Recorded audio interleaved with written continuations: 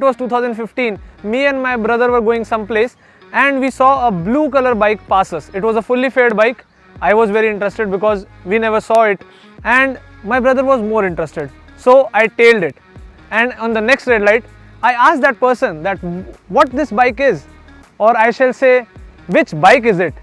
Well, it was the Suzuki SF, and at that time it was in this same color.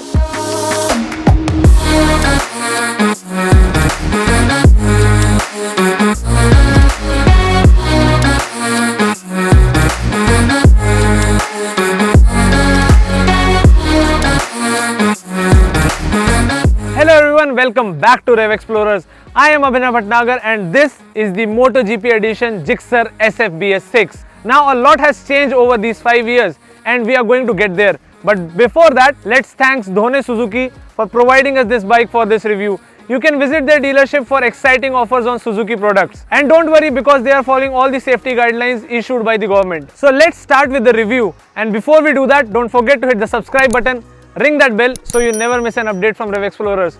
Also, you can check out our Instagram, Facebook and Twitter pages. We would love to have a chat with you.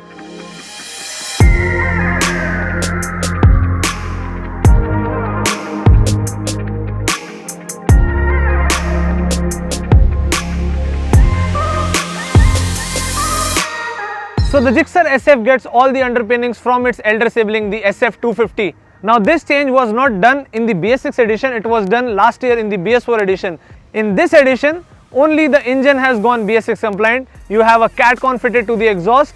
Other than that, it is the same SF150 that was there in the BS4 edition. So in the front you have this powerful LED headlight and bulb style turn indicators. Below that is the same telescopic front forks and 100/80 section MRF Zapper tire mounted on a 17-inch alloy wheel. Now this bike gets a single channel ABS and you have a 280mm disc brake in the front with the ABS assistance. From the side profile as well, it looks the same. The Gixxer SF is also available in 3 colors: gloss black, gloss silver and this MotoGP edition. Now for this MotoGP edition you have to pay 1000 extra, just like the SF250. The Gixxer SF gets a 12-liter fuel tank and has a claimed fuel efficiency of somewhere around 40 kmpl, and because my friend has it, I know it does give 40 kmpl. At its heart is the same 155cc SOHC FI engine, which is air cooled and is mated with a 5-speed gearbox. The engine generates a maximum power of 13.6 PS at 8000 rpm and a peak torque of 13.8 Nm at 6000 rpm. The overall weight of the bike is 138 kgs and the ground clearance is 165 mm, which is decent enough for a fully faired bike. The Gixxer gets a split seat now, unlike the single seat on the Generation 1, and this seat is way comfortable than the Generation 1 seats. And the padding is sufficient for the rider as well as the pillion. To add to its sporty profile, you have the red monoshock suspension, which is 7-way adjustable. And then there is this twin muffler which used to have that snorkeling sound. Let's check out if it has it now also.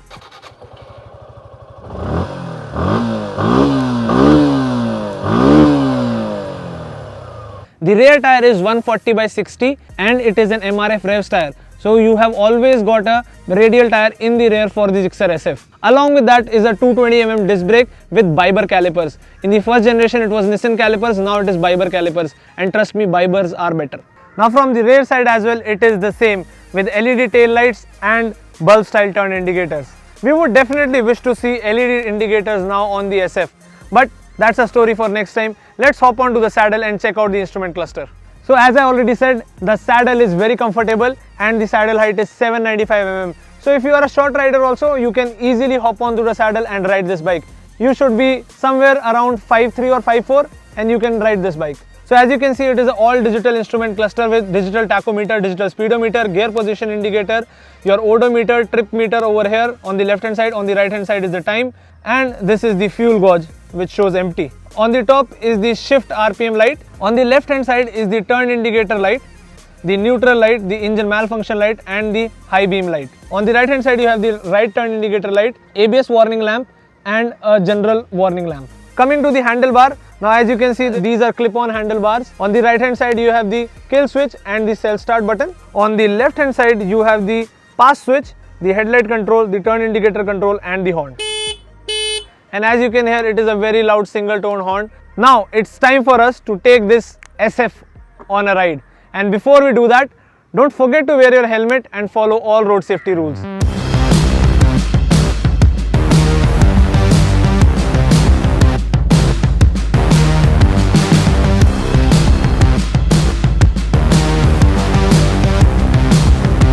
SF150 has always been a head turner because of its looks and graphics, especially this MotoGP edition, and I personally like this new design. Because this is slightly more aggressive than the previous generation, it gets low set clip-on handlebars, rear set foot pegs for a sporty stance, and a big tank to grab while leaning in the corners. One thing for sure I can say is that the seats are way more comfortable for the rider as well as the pillion. Although Suzuki still maintains the stiffness because it's a sports bike. But unlike its blue rival, you won't complain about stress on your palms, which makes it even more fun to ride. Overall, it feels more sporty than its previous BS3 design. However, the visor is not at all usable, as it is too small and you can feel the air drag at high speeds. The rear view mirrors are also wide and gives you a good view. However, I am not really used to this angle, as it feels to be really far away and makes it difficult to adjust when you need it to be.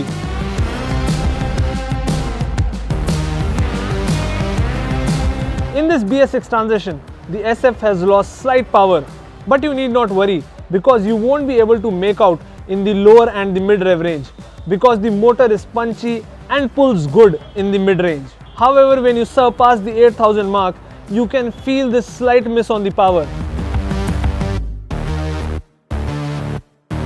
But frankly speaking, I like the snorkeling sound of the Gixxer SF. The power is good for a 150cc engine, but there is still scope to improve because the R15 already has it. But this bike offers a good mileage with sporty looks, so kind of looks and economy comes with this bike. The engine smoothness is good. I never had any complaints with this engine.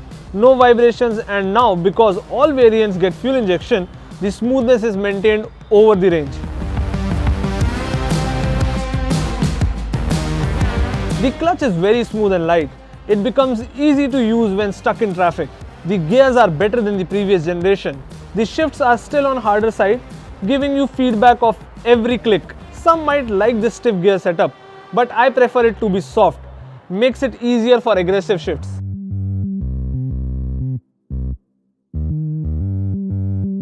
I have heard that the brakes on this one are better, thanks to the Biber replacing the Nissan in the rear. And I shall also tell you a secret. The service cost of Nissan is expensive, especially the brake liner replacement, whereas the Biber is cheap to service and replace liners. You can almost save 60 to 70%. Good job, Suzuki. Well, the front brake is spot on, damn good, very powerful with a great bite. The rear ones are better in comparison to the BS3, but still has scope of improvement. But if we measure the combination stopping power, it is good, so you need not worry about that.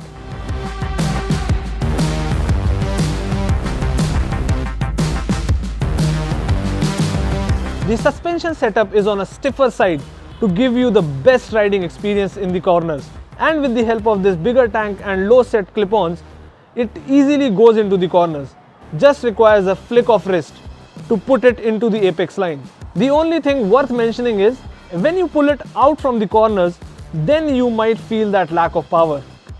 But then it suits the practicality, which really matters when you will ride the same bike to the college or office and even take it on rides on weekends. The stiff suspensions mean that you will get good feedback and you will also get the bumps. The seat is comfortable than the previous generation, but then if you go hot into a bump, you're going to feel it.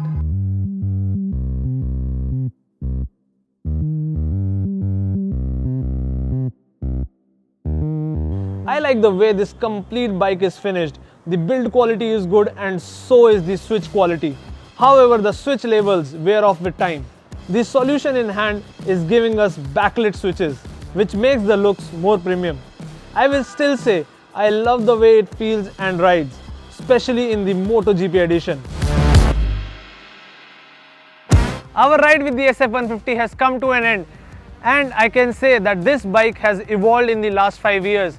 It has gone more comfortable and more sporty. With that said, you can own it too at just rupees 1.23 lakh ex showroom Delhi.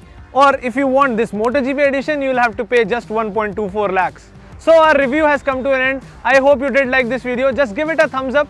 And if you are new to the channel, don't forget to hit the subscribe button and ring that bell so you never miss an update from Rev Explorers. You can also go ahead and share this video with all your family and friends. Last but not the least, you can check out our social media pages on Instagram, Facebook and Twitter. And if you still have any doubts or queries, you can put it in the comment section below, or you can just reach out on our social media pages. We'll see you again in the next video. Till that time, stay home and stay safe. Bye bye.